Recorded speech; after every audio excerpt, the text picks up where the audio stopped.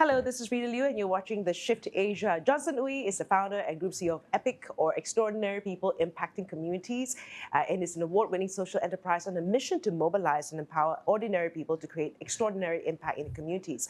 Its flagship program is a non-profit initiative called EPIC Homes, a system that empowers ordinary people to build sustainable homes for families in as fast as 3 days and develop support networks for long-term development. And EPIC's work has already gone international, starting with infrastructure projects in Cambodia, while establishing themselves as consultants to organizations from multiple sectors, including the Malaysian government, in the areas of community development, civilian mobilization, and capacity building.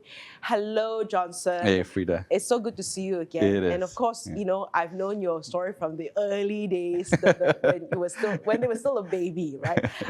But maybe people don't know this, right? And why did you start Epic Homes in the first place, all those moons ago? Yeah, I think for a couple of reasons. I think the first one being Epic Homes' work focuses mainly amongst the Orang Asli communities.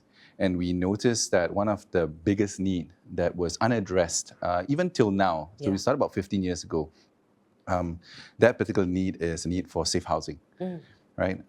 And even until now, it's not being addressed. The number stands at about more than 10,000 families in need of houses. Of course, families grow and so on, and so we've not been able to address it at a volume sufficient enough to reduce that number. And so we wanted to start something that could address that number, but not just the symptom of poverty, which is the house in this particular case, but also be able to address the root causes of what those things are.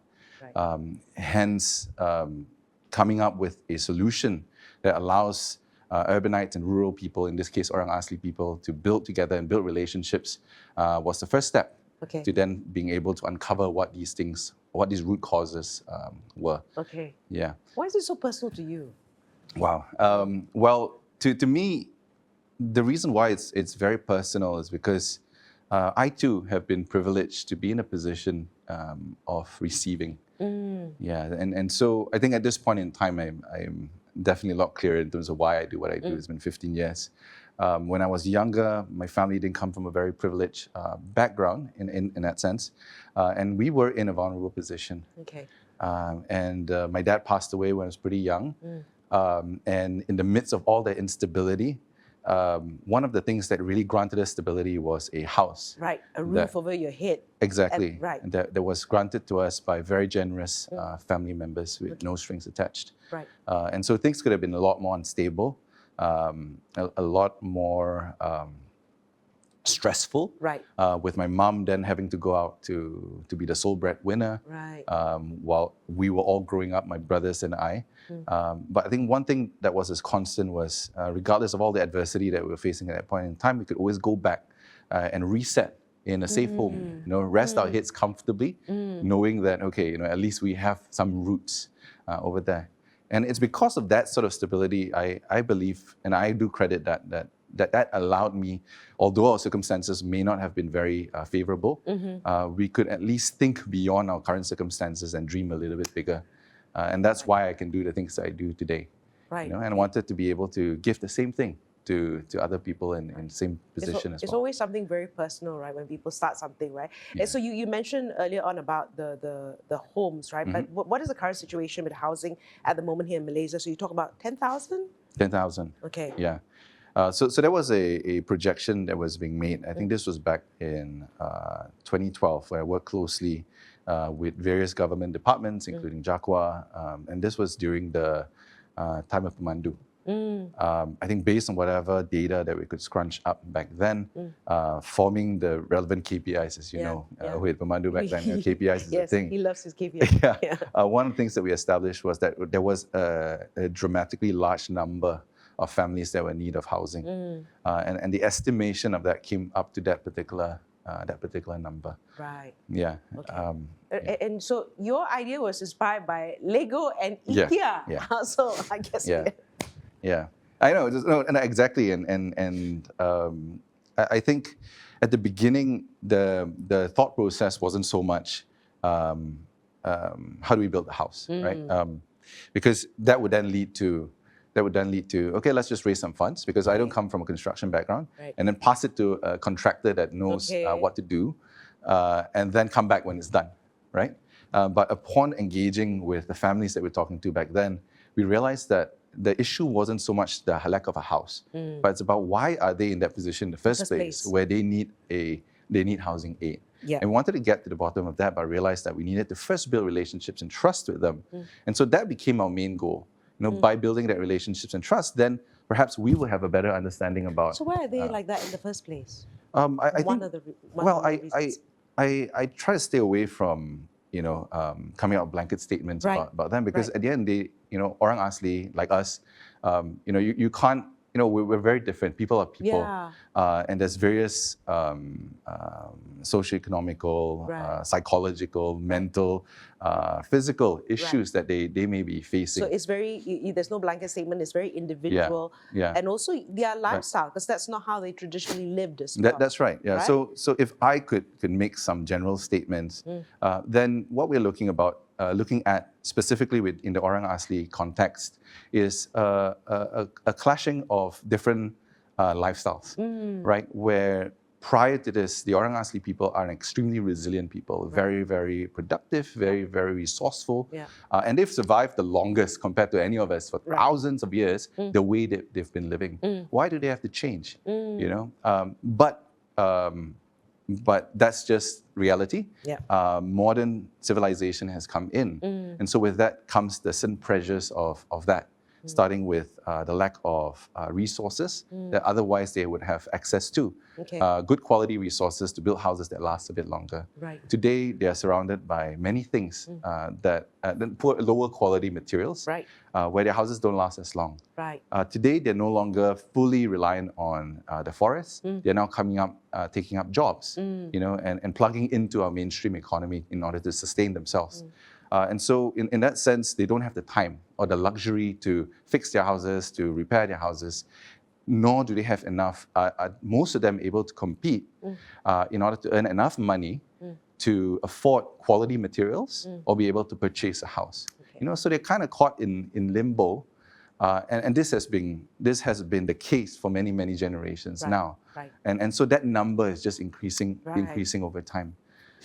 And you have built more than 300 homes while working with over 8,000 volunteers from more than 50 countries, right? And over 100 renowned organizations. So beyond the numbers, can you share some stories with these statistics? I think I think when we talk about the work that we do, although what shines at the forefront is, wow, a house can be built in 3 days, like IKEA Lego, where anyone can build it, with minimal instruction. You just need that screw. Correct, and then you just read a manual and then you can fix it together.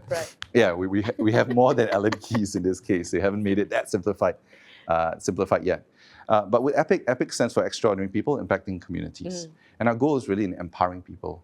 And our theory of change doesn't just involve marginalized communities that we target, but actually everybody that gets involved in it. And so beyond the statistics, the kind of impact that we've seen and the stuff that really gets us going and keeps us continuing the work that we do is seeing how everybody who gets involved is impacted in the process. So I'll give you some examples. Of course, starting with Orang Asli people. Of course, being able to not just receive a home, which is a dream for many families, a safe, comfortable home, but being able to be involved in the process, mobilized as a team with their fellow villagers, and solving a multi-generational challenge within months. So we're now building on a 100 house per year basis, and so every village that we go to, they come together as a team and they solve the housing challenge, whether it's repairs, extensions, or new builds. And so in that process, they are building sometimes up to 30 plus homes and solving it within 6 months, 7 months, sometimes up to a year. But these are things that's persisted for so many decades that they wouldn't even think it's possible in solving it. And so the sense of empowerment and encouragement and so on that you get in the process, that itself is super inspiring. Where after they've done this and they see the amount of effort taken and the amount of capability that is already within the community to solve this issue, then the question they ask would be, what's next? What else can we do? You know, and to see that sort of empowerment is just amazing. Right, that mindset shift. It's the mindset shift, Right. because otherwise, a lot of times we tend to talk of the Orang Asli as though they are merely beneficiaries. They are a victim in their situation, but that's not the case. Yeah. All of them are people who are hungry for change. They just need a hand Yeah. in just being able to express themselves in that way. Kickstart and then Yeah. it happens. Yeah. So amongst the Orang Asli, we've seen this happen Okay. over time. And apart from solving their own village, they then say, I want to go to the next village. So they go to the next village. We of course equip them appropriately. Then they model out to them, they train them, and then they supervise these other villages as well. And you can just see that spirit, that semangat gotong royong Right, just right. spread from one village Right. to the other. And we're seeing this on scale today. Other than that, then we're seeing corporates, for example, coming and building with us. And I think a lot of time they look at it as, oh, this is just CSR, we're giving back. But we're saying no, actually when you come, you actually benefit so much from this. So we've had, for example, construction companies, who come in saying, okay, this is our area of expertise and so on.